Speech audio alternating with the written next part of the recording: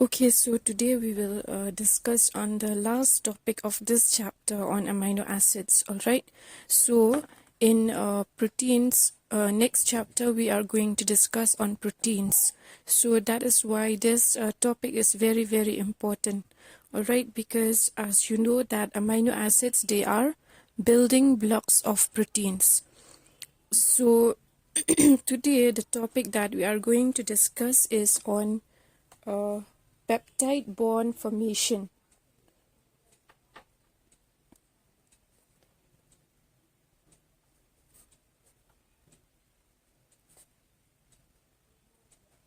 Alright, since this one, it plays a very important role in structure of proteins. So as we know that peptides and proteins, they are made up of many alpha amino acids. Alright, many alpha amino acids bonded together by a covalent bond known as the peptide bond. Alright, so these amino acids, they are bonded together by this bond known as the peptide bond. So all proteins and amino acids, they are made up of these alpha amino acids bonded together by a bond which is known as peptide bond. Now we will talk about how this peptide bond it forms. Now this peptide bond formation, it occurs between, as you know, if you remember the structure of amino acid, all right, the general structure of all amino acids consists of a alpha carbon, then a hydrogen atom, then this is the side chain. All right, I'm just writing the general structure. So here I'm just writing R, that means the side chain or the R group, right, of all amino acids. One amino acid will be different from the other amino acid in this side chain. So here, since this is a general formula, I'm just writing R. So it also consists of a carboxylic group, COOH, carboxylic group, and an amino group on the other side. All right, so this is the first amino acid. Let me write as amino acid 1.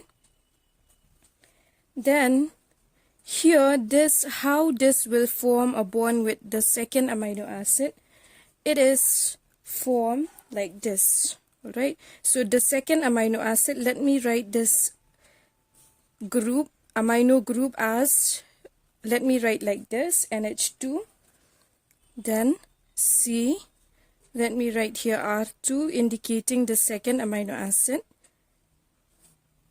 COOH. All right, so how they will form a bond, it is this two will combine. All right, the OH from the carboxylic group and the hydrogen from the amino group, they will combine. Here a condensation reaction will occur, and through the removal of this water molecule H2O, all right, these two, they will form a bond known as peptide bond. This will form a bond with this one, so this will be like R1 C H C double bond O NH2, then here we'll get N. Okay, this carbon now will form a bond with nitrogen through a condensation reaction with the removal of water molecule. All right, H, then here we'll get C H R2 COOH. So this is known as a peptide bond. Alright, and since here there are only two amino acids, this is known as a dipeptide. Di meaning two. So the peptide bond formation, it occurs between the carboxylic group of one amino acid and the amino group of the second amino acid with the release of water molecule. And this product that is formed by this type of combination is known as a peptide. Alright, so why dipeptide? Since there are two amino acids, so it is a dipeptide. So this product is known as peptide. And short polypeptide chains, poly meaning many, right? So when there are more than two amino acids joined together, so those short polypeptide chain containing up to 20 amino acids, alright, so if there are about 20 amino acid residues, those short polypeptide chains, they are termed as peptides or oligopeptides. Alright, they are termed as oligopeptides if these peptides, they are short molecules containing of only up to 20 amino acids. They are known as oligopeptides, while a chain of amino acid containing more than 20, if it contains more than 20 amino acid residue, those are known as polypeptide. Poly means many. And proteins, they are made up of one or more polypeptide chain associated with a distinct function. Alright, so a protein, don't think that a protein is made up of a single polypeptide chain of amino acid bonded together. No. Suppose this is a one polypeptide and another polypeptide is there. Alright, for example, 3 to 4 of these polypeptide chains, they make up a protein molecule. So protein, they are made up of either one polypeptide or more than one polypeptide chain. And those polypeptide chain, they are associated with a distinct function. So that we will discuss in detail in the next chapter. Alright, about protein. For example, here hemoglobin. Okay, hemoglobin is a protein which is made up of 4 polypeptide chain. Alright, 2 alpha and 2 beta chain. So even this one we will talk in detail, we will discuss in detail in the next chapter. So just remember that proteins, they are made up of one or more than one polypeptide chain. For example, here hemoglobin, it consists of 4 polypeptide chains and it has a distinct, these polypeptide chains, they have distinct function. So this, just remember here, since we are talking about the peptide bond formation, this is how the bond formation, it occurs through condensation reaction with the release of water molecule. Alright, so I will just show you an example here. For example, alright, so see here this, for example here, glycine, it forms a peptide bond with alanine. So how you will write the structure of glycine. Here the side chain of glycine is only hydrogen and the side chain, that is the R group of alanine, is CH3. So these will form a bond. Alright, this carboxylic group will form a bond with this amino group of alanine with the release of water molecule. So you remove this H2O here, they will form a bond, and this molecule is a dipeptide, and the name of this one, see, you can name it as glycyl alanine. Alright, so the first molecule here, it will end up in YL. Alright, the name will change to YL, but the last molecule, it will remain as it is. And I will show you some more, since I'm going to give you some homework to do, some assignment. So you can see here glycine, trionine and glutamine. So you already have the structure of these three I have given you. So you will remove the water molecule from this molecule and they will form a bond. So this is the peptide bond here formed between glycine and threonine, and this is the peptide bond formed between threonine and glutamine with the release of water molecule from both these structures here, then you will get this molecule. And this molecule, how you will name?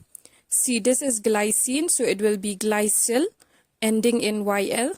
And this trionine, it will be trionyl. And the last molecule, it will remain as it is, that is glutamine. Alright, so glycyl, trionyl, glutamine.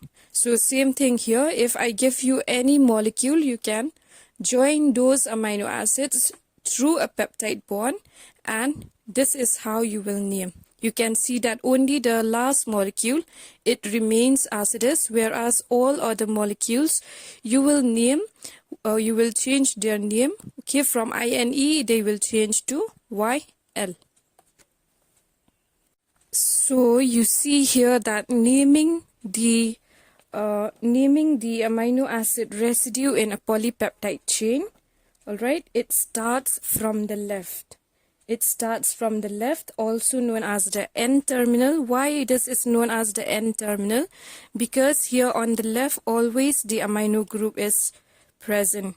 And if you see the last molecule, alright, if there are many many amino acid residue here, bonded together through a peptide bond, so the last molecule, it will always end in a carboxylic group.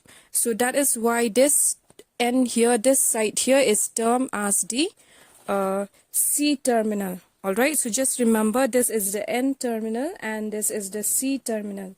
The right side of the chain is always the C-terminal.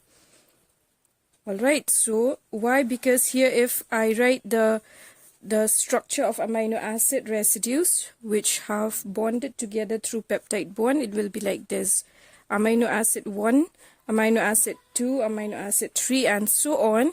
And here it will end at the carboxylic group. So this is the N-terminal and this is the C-terminal.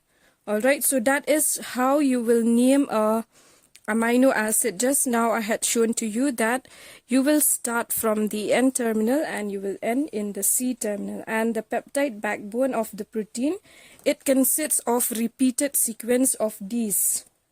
Alright, repeated sequence of these, where N, it represents the amide nitrogen, C alpha. Alright, here it's like this.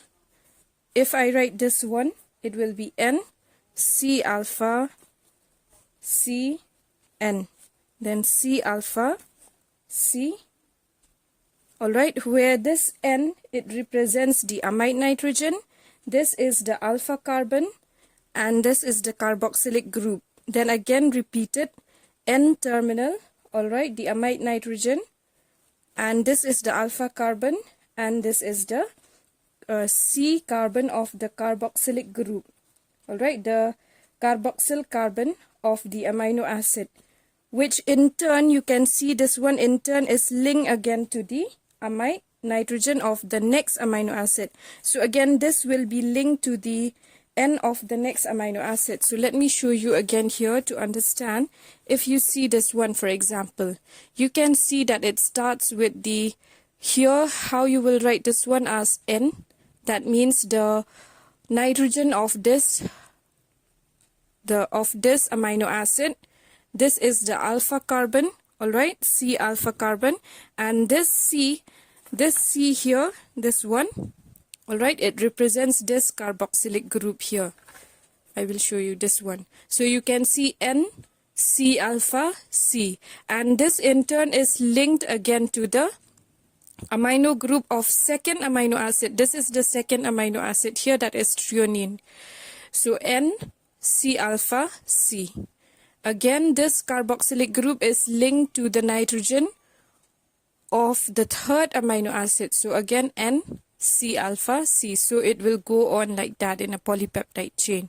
And you can see that when you name an amino acid, you start from the left. That is glycyl, trionyl, and glutamine. So this is how you will name an amino acid in a peptide chain.